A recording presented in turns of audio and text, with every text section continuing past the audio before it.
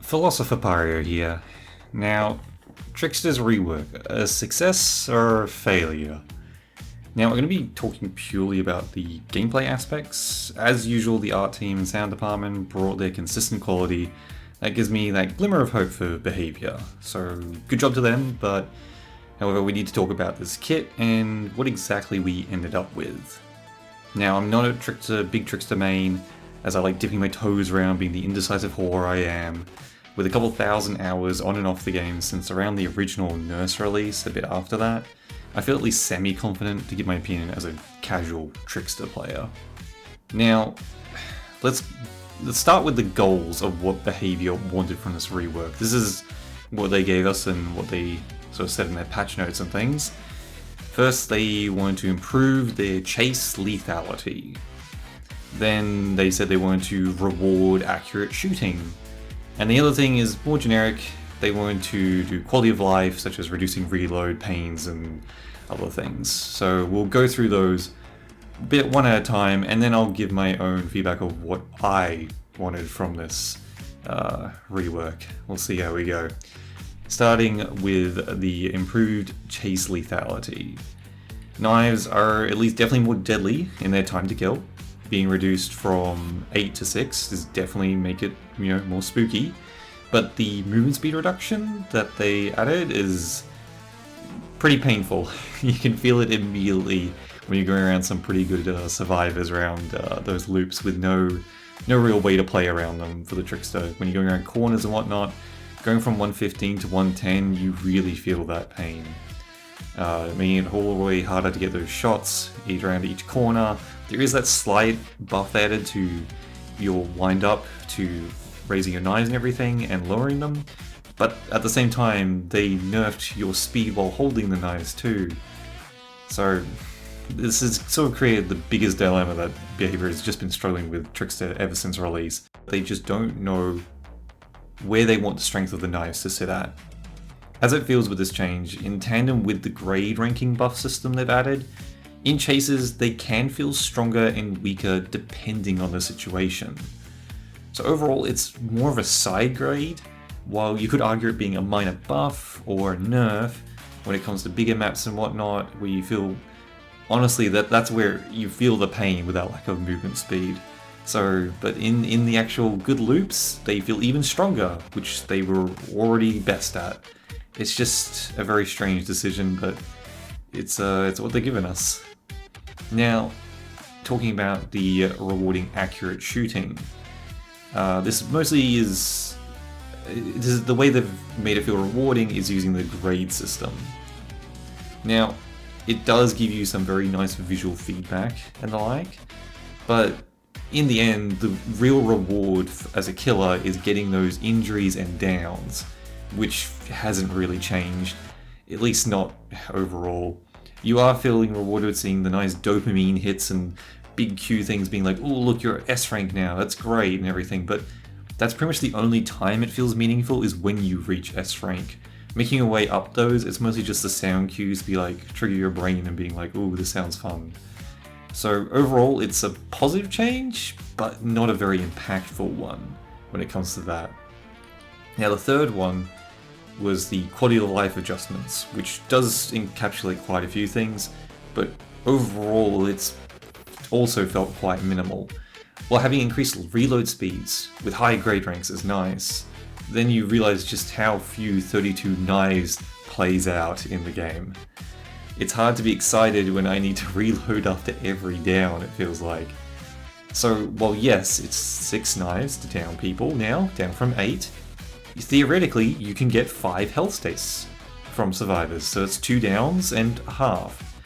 But in practice, your average killer player is probably going to be missing like 30 to 40% of their shots just trying for things, especially with unique tiles and all these maps with, it's hard to know everything exactly. And just learning and taking your time to be like, oh, can I hit through that and stuff like that, you're losing out all these knives, which you have such a limited pool to use. So that 5 potential health state suddenly goes down to like 3, and that's only enough to get 1 survivor and half, which means if you are just getting survivors down with your ability, after every down you're going to have to reload. The survivors will sometimes give you a free hit with like just a M1, but you can't rely on that. You can't trust that after every single down. You are going to want to reload. The reload speed, quality of life definitely helps with that, with the rank ups, but at this point I'd probably rather just have 60 knives like we had back in release. That would feel a lot better, and reloading less rather than just having it faster. Now, the other quality of life stuff they changed was the add-ons. Aside from a couple, the most add-ons, only a barely of them, they barely stand out. It's a real shame. The add-ons you can really play around with the kits of killers. Like for instance, I don't know why we didn't have an add-on that just changes them back to 115 move speed with the 8 knives to hit. So if people didn't like this change and they preferred the previous version, they could just go back to that with this add-on. What sucks to use an add-on to do that, at least it's there. They did it for Myers. Why couldn't they do it for Trickster? It feels like a complete missed opportunity or a bit of an oversight. But, so, other than that, yeah, the options really just boil down to Tequila Moonrock that I found so hard to deny the lethality it provides when I was using it. Like, this thing is an absolute, like, it's not a game changer, it feels good. It definitely feels really good when you get those hits off and you get that massive speed boost. And then the only other one that really interests me was the Iridescent Photo card, when comboed with the Henry perk, Secret Project.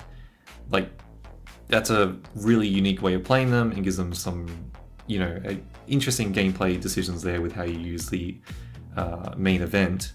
But the rest of them, they're often very map dependent and just meh quality of life adjustments that you honestly could see just being like a little buff in the future they do, similar to how they tested like Demogorgon with their ones.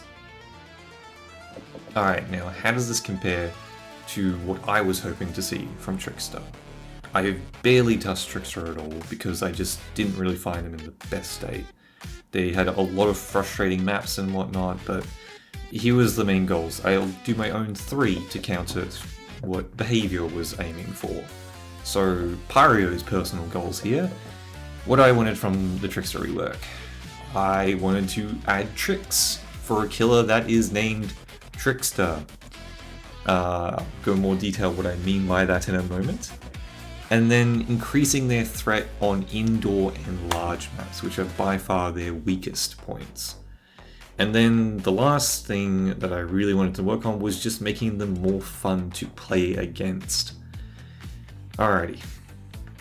Starting with the first one, what do I mean by tricks for Trickster? No, not the serial for them, but genuine gameplay elements added to them that can catch survivors off or let the killer show some impressive skill expression. Like the bouncing knives are something where killers get a time to shine, but that's attached to an add-on. It's a real missed opportunity that we could have had some of these unique knives just added into the base kit somehow. So something similar akin to clown bottles, for example, where you can swap between the speed and the slowing bottles. We could have had something similar with that, like having heavy knives that we can do orbitals with, similar to what like you do with Springtrap, or curving shots that we can throw around corners. Like that's just off the top of my head. There's so much potential there, and add-on implementation that maybe changes and gives you more unique ones. And it's just not done here, and I just feel like it's such a missed opportunity for the Trickster to not have a bunch of trick knives or things to do. Now, next point is increasing their threat for indoor and large maps. Well, how did they go with this? Well, they honestly made it worse. Just simply going back to 110 move speed has just made them weaker for both of these for me. Maps feel even more painful to traverse, and indoor maps are made even more infuriating as survivors can get around corners with greater ease, all due to us just having that slower movement speed that I mentioned before. Nothing was added to help, and Trickster will be a killer that thrives in open areas. This update only made those sections they were good at just a bit better. If Behavior was scared of making their chase too strong, then they could still improve their power by tackling their other flaws. killers like Pig, while not a strong killer, their bear traps give an amazing game delay system. Without the extra delay, Pig would be the weakest killer in the game. Okay, so they don't want to increase their lethality too far to like something crazy. Or they don't want to add gameplay to play like Pig, for instance. Okay, then, well, why the other option is map traversal stuff, allowing them to apply pressure around the map.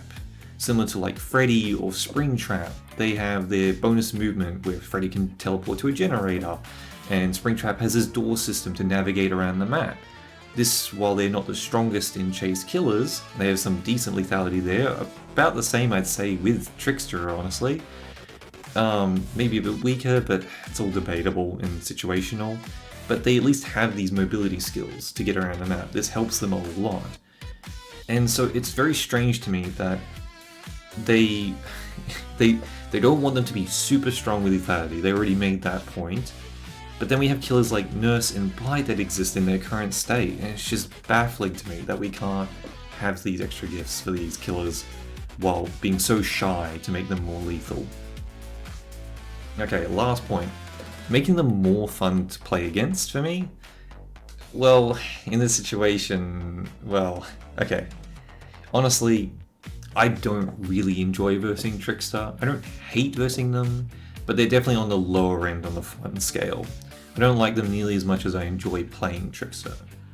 So, getting peppered to death slowly isn't the most engaging experience with their power as a survivor, but there is some fun in dodging to keep line of sight, not that much different from like, you know, Huntress and Deathslinger, but it's just nowhere near as impressive though as to what those killers can do.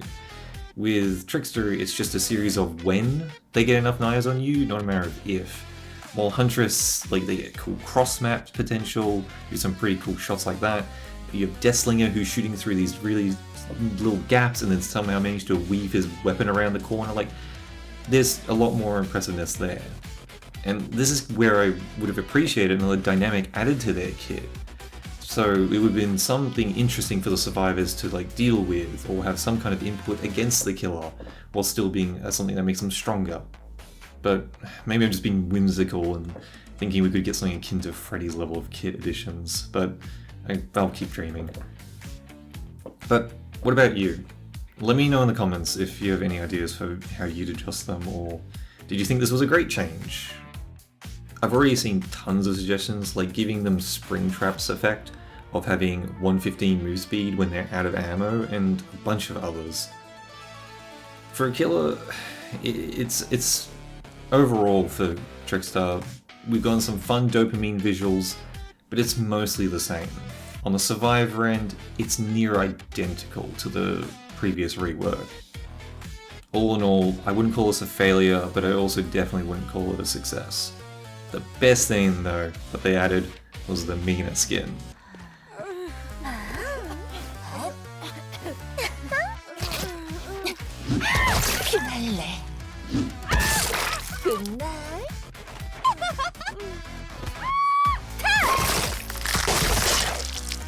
Alright, there's the end of my ramble video. I hope you enjoyed watching. Do like, subscribe. I'm at a whopping 30 subscribers. Oh my goodness, we're huge.